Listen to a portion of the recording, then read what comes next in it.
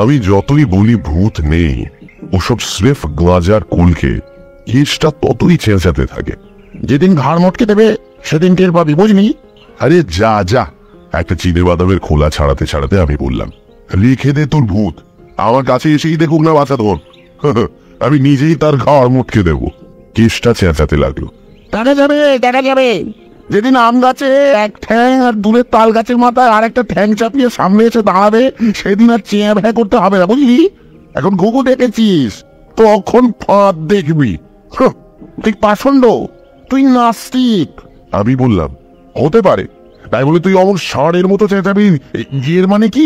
কেসটা রাগে ভূ ভূ করতে করতে উঠে যাচ্ছিল। এমন সময় বাঞ্ছা কোত্থেকে এসে তার হাত চেপে ধরলো, বললে, আহা হা হা, চড়ছিস কেন? সবাই তো পেলা হতভাগার মতো নাস্তিক নয়। আমি নিজে বলছি, সচক্ষে ভূত দেখেছি আমি, সত্যি। কেসটার হাসি গাল ছাপিয়ে কান পর্যন্ত গিয়ে পৌঁছলো। আমি বললাম, বাজে বাজে। তবে শোনো, শুনে চক্ষু কর্ণের বিবাদ ভঞ্জন করো, কিন্তু কেষ্টা তার আগে কিছু খাওয়াতে হবে মায়েরি, বড্ড খিদে পেয়েছে। এমনিতে কেসটা হাড় কেপ্পন, কাউকে 1 পয়সা খাওয়ানো তো দূরের কথা, সব সময় পরের ঘাড় ভেঙে খাওয়ার তালে থাকে। কিন্তু ভূতের মহিমাই আলাদা। সঙ্গে সঙ্গে 1 টাকার ফুলকপি সিঙ্গাড়া আর জলযোগের সন্দেশ চলে এলো। সেগুলোর অর্ধেকের উপর একাই সাবার করে বড় গোছের একটা ঢেকুর তুলে বাঞ্ছা বলল, তবে শোনো, বছর 3 আগের কথা, ম্যাট্রিকুলেশন পরীক্ষা দিয়ে মামার বাড়িতে বেড়াতে গেছি। গ্রামটা হলো কালনার কাছাকাছি, একেবারে গঙ্গার খাসা জায়গা। যেমন খাওয়া দাওয়া তেমনই আরাম। 2 মাসের মধ্যেই আমি মুটিয়ে গেলাম। বেশ আছি, আরামে দিন কাটছি। এমন সময় এক অঘটন। পাশের বাড়ির হরি সালদার বর্ষার রাতে পটল তুলল। লোকটা যতদিন বেঁচে ছিল, গ্রাম সূত্র লোকের হাড় মাংস একেবারে ভাজা ভাজা করে রেখেছে। পাটখানি গলা, খিটখিটে মেজাজ। বাড়িতে কাক বসে হাট পেল করত। বিড়ালে কুকুরে পর্যন্ত বাড়ির ত্রিসীমানায় ঘেসত না। মুট আগেই মরেছিল। ছেলেটা কোথায় জব্বলপুরি না জামালপুরি যুদ্ধে চাকরি নিয়ে চম্পট দিয়েছিল। বাড়িতে পুরো একা, তার মস্ত একটা ফলের বাগান ছিল, সেইটাই পাহারা দিত। এমন বিতিকিচ্ছি লোক যে বিতিকিচ্ছি সময় মারা যাবে তাতে সন্দেহ নেই। সেদিন বেশ মিটে মিটে বৃষ্টি নেমেছে ঝিমঝিম করে। পেট ভরে মুগের ডালের খিচুড়ি আর ইলিশ মাছ ভাজা খেয়ে বিছানা নিয়েছি। এমন সময় ডাক এলো, মরা পড়াতে যেতে হবে। আমি খপ করে বাঞ্ছার কথায় বাধা দিয়ে বললাম, ওসব পুরনো গল্প, পত্রিকার পাতায় গন্ডা গন্ডা ওরকম গল্প বেরিয়ে গেছে। বাঞ্ছা ভ্রুকুটি করে বললে, আরে আগে শোন না বাপু, পরে যত খুশি মকর করিস। কেষ্টা বললে, তারপর এমন চোখ পাকিয়ে আমার দিকে তাকালো, সে বামুন হলে নির্ঘাত ভস্য করে ফেলত। বাঞ্ছা বলে চলল, যে আর করি, বেরুতেই হলো। পাশের বাড়িতে একটা লোক মরে পড়ে থাকবে, এটা তো কোনো কাজের কথা নয়। যতই খিটখিটে বদঘট লোক হোক না কেন, মানুষ হিসেবে একটা কর্তব্য আছে। তুমি বেরিয়ে দেখি, আমরা মাত্র 4 জন। ডাকাডাকি করেও কারো সাড়া মিলেনি। কেউ কাঁপা গলায় বলেছে জ্বর হয়েছে, কেউ কাতরাতে কাতরাতে জবাব দিয়েছে ধান কটকট করছে। কাজেই আমাদের 4 জনকেই কাঁদতে দিতে হলো। 2 জনের তো হাতে 2 লণ্ঠন ঝুলতে ঝুলতে চললো, আর কাঁধে তুলতে তুলতে চললো ওরা। মুখুজ্জিদের নরেশ আক্ষেপ করে বললে, চ্যান তো পুরো জ্বালিয়ে মিলেছে, মরিও একখানা খেল দেখিয়ে গেল। কিন্তু কি আর করা যাবে, উপায় তো নেই। সেই টিপি টিপি বৃষ্টি আর সনসনে হাওয়ায় বর্ষা পিছল রাস্তা দিয়ে এগিয়ে চললাম আমরা। চারদিকে কালির মতো অন্ধকার, গাছপালাগুলো সেই অন্ধকারে এক একটা বিশাল দৈত্য দাঁড়ার মতো মাথা নাড়ছে। বিদ্যুতের চমকানিতে চোখে ধাঁধা লেগে যাচ্ছে। মাঝে মাঝে পথ ভুল করে পাশের খানার মধ্যে গিয়ে পড়ছি আমরা। বৃষ্টির ছাদে চটচট করে ফাটছে লণ্ঠনের চিমনি, পা পিছলে যেতে চাইছে। ঠান্ডা হাওয়ায় বৃষ্টির ঝাপটা লেগে চোখ জ্বালা করছে। ভোগান দিয়ার কাকে বলে?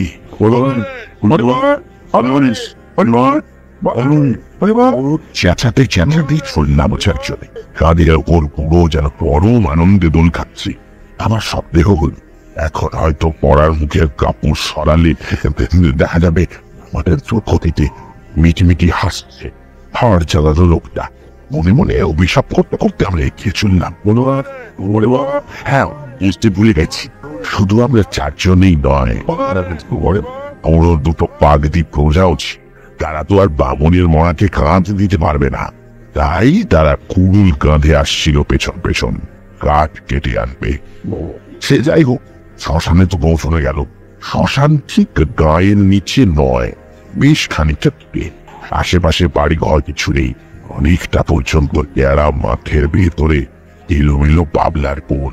সেখানে একখানা টিনের চালা ঘর, অবশ্য চারদিকে তার দেওয়াল ফেয়ালের কোনো পালাই নেই, একেবারেই ফাঁকা।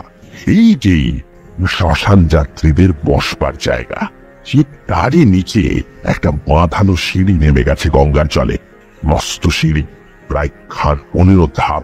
এখন বর্ষার জলে 3-4খানা মাত্র জেগে রয়েছে, ভাঙাচুরো অবস্থা। সেখানে সেখানে বড় বড় ফাটল, ইট বেরিয়ে পড়েছে। আমরা ওই সিঁড়ির ওপরেই মরাটাকে নামালাম, এমন ভাবে রাখলাম যাতে মরার পা দুটো ডুবোনো থাকে গঙ্গার জলে। বুড়োর গঙ্গা যাত্রাও হবে। তাছাড়া এই সুবিধেও আছে যে কাউকে আর ছুঁয়ে বসে থাকতে হবে না। মরা নামিয়ে আমরা গিয়ে বসলাম চালাটার নিচে। পাগড়িরা কাঠের ব্যবস্থা করব, তারপর ইটা সাজানো হবে। বসে বসে গল্প জুড়ে দিলাম আমরা। চারদিকে ঘন অন্ধকার, হাওয়ায় হাওয়ায় বাবলা বনের মাতামাতি। এখানে ওখানে শিয়ালের চোখ চলমন করছে, সবুজ রঙের হিংস্র আলোর মতো।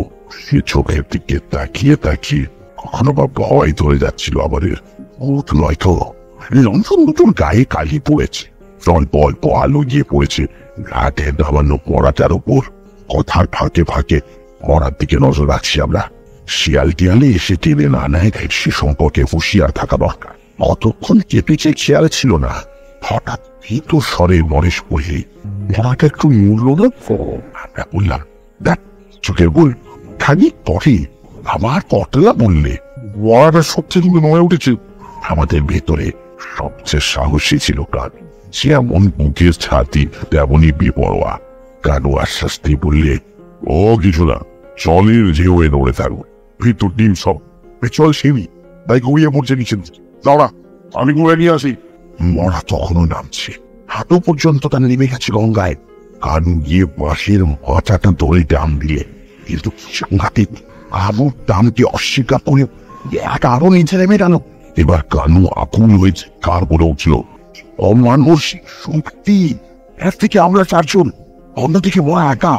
আমাদের সকলকে অনায়াসে তুচ্ছ করে সে জলের মধ্যে টেনে নিয়ে চললো।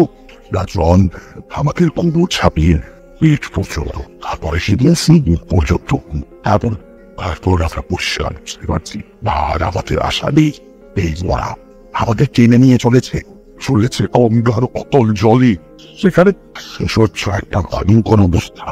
সমস্ত জ্ঞানে গভীর হিংসার লোভ পেয়ে গেছে আমাদের।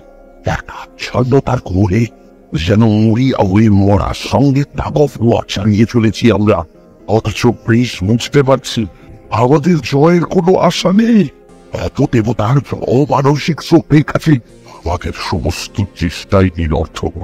এক সামলাইতে ভয়ানক মরা ছেড়ে দিয়ে যে উঠে আসবো ক্ষমতা আমাদের নেই। কানু মরাকে ছাড়তে পারছি না, আমরা ছাড়তে পারছি না কানুকে। যেন কি একটা মন্ত্র মনে সে আমাদের শরীরের সঙ্গে আটকে দিয়েছে, যেন হিপনোটাইজ করে ফেলেছে সকলকে। খুব জল ক্রমশ গলা জলে পৌঁছে আর এই মৃত্যু। চারদিকে গঙ্গার অন্ধকার আলো চলে, শিখতে পারছি শয়তানের হাসি শব্দ। সেখান থেকে ভেদ করি অন্ধকার জগৎ। এই মরাটার বাড়ি থেকে আমাকে পথ দেখিয়ে দিয়ে চলেছে এই মারির মতো। আমরা সমস্যাতে আত্মরাত করে উঠলাম। এমন সময় কাঠের বোঝা নিয়ে আসছিল বাকিরা। আমাদের চিৎকার শুনে তারা এসে ঝাঁপ দিয়ে পড়লো। ছিলাম 4 জন, ওলাম 6 জন। আবার নতুন তবে চলতে লাগলো সেই অমানসিক ক্রমশ মরা আমাদের আয়ত্তের মধ্যে এসে পৌঁছাতে লাগলো। কখনো তার প্রচন্ড টান আসে বটে, কিন্তু তা সত্ত্বেও আমরা তাকে ফিরিয়ে আনতে পারলাম ঘাটের দিকে। গলা জল থেকে মুখ চলে, সেখান থেকে কোমর চলে, সেখান থেকে হাঁটু চলে। আর ওদিকে টানটা চরম করে ছেড়ে গেল। সঙ্গে সঙ্গে একেবারে ছিটকে এলো উপরে, আর আমরা 6 জন হুড় করে ওর ঘরে দিনবাজি সে মরে গেল। ঠিক তখনই নাটের উপর জলের মধ্যে দেখা দিল।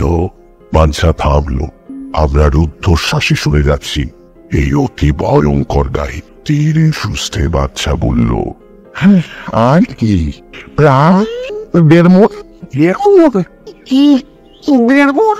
কি আকুল স্বরে কেষ্টা প্রশ্ন করল। আমাদের কালনার গঙ্গার বিখ্যাত অতিকায় কচ্ছপ। সেই ব্যাটাই। আমি হো হো করে হেসে উঠলাম। কেষ্টা থোড়াক করে লাফিয়ে উঠল। উঠতে পারি বেটা চচ্চর। বাঞ্ছা বললে, হতে পারি, কিন্তু আজ বেড়ে খাইয়েছিস কিসটা।